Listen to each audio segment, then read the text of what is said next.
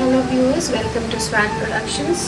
ఈరోజు మా ఇంట్లో special prawns.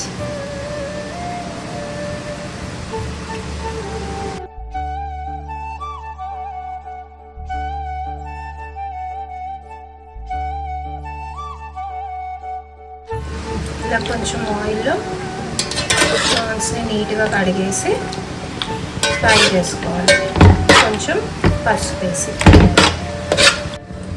Prawns masala curry చేయడానికి ఇలా ఒక కడాయిలో ఆయిల్ తీసుకొని ఇందులో మొదటగా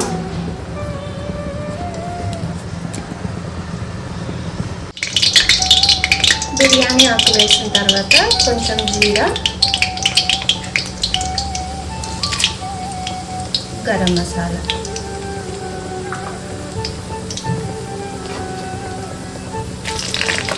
ఫ్రై వేసుకోండి.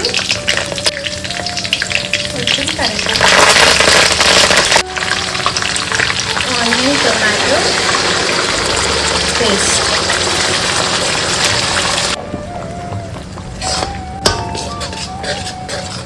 మసాలా గ్రేవీ కావాలంటే ఇలా పేస్ట్ చేసుకుంటే కొంచెం మనకు థిక్ గ్రేవీ వస్తుంది కర్రీ.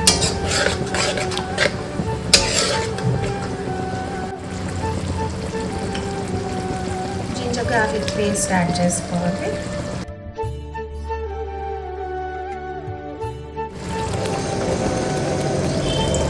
కొంచెం చింతపండు రసం వేసుకోవాలి.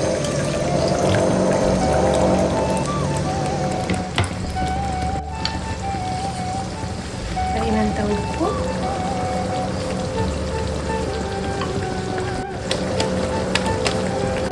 కారం,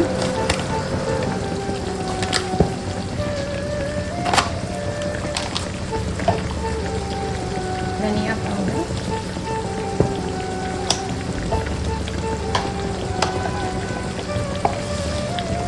కొబ్బరి పౌడర్,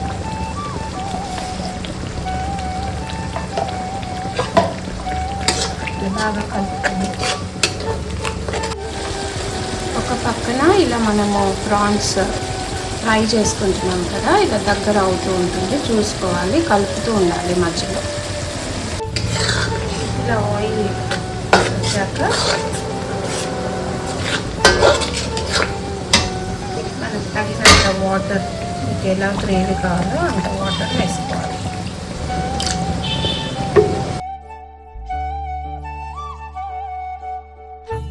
ఇదిగోండి, ఇలా ప్రాన్స్ బాగా ఆయిల్లో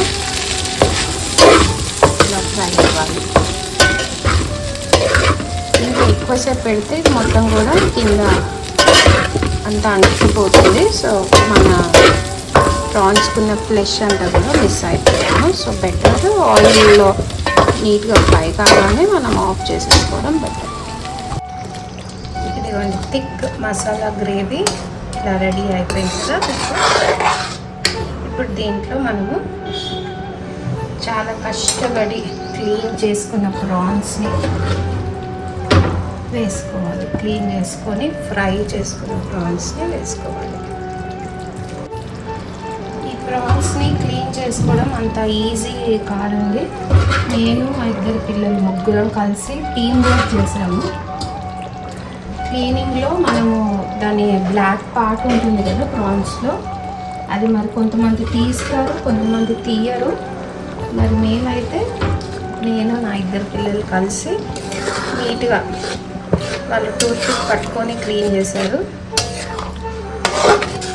నీట్గా బ్లాక్ పార్ట్ అంతా కూడా తీసేసి దాన్ని ఆయిల్లో ఫ్రై చేసుకొని ఇలా థిక్ మసాలా గ్రేవీ తయారు చేసుకొని దాంట్లో యాడ్ చేసుకోవడమే పని. ఇలా యాడ్ చేసుకున్న తర్వాత మనం ఒక 10 minutes సిమ్లోనే పెట్టుకున్నాము. ఎందుకంటే ఈ గ్రేవీ ప్రాన్స్కి పట్టాలి కాబట్టి. వేసాక కట్ చేసుకొని పెట్టుకున్న కొత్తిమీరను వేసుకోవాలి. ఒక 2 minutes హైలో పెట్టుకోండి. బాయిల్ అయిన తర్వాత సిమ్లో పెట్టుకోండి.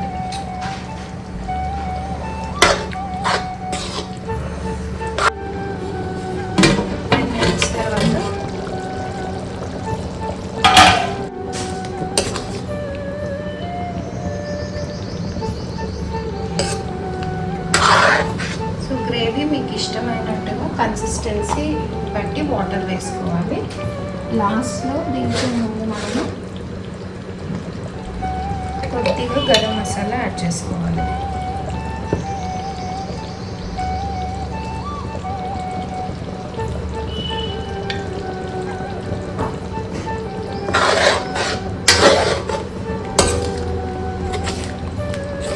Masala prawns curry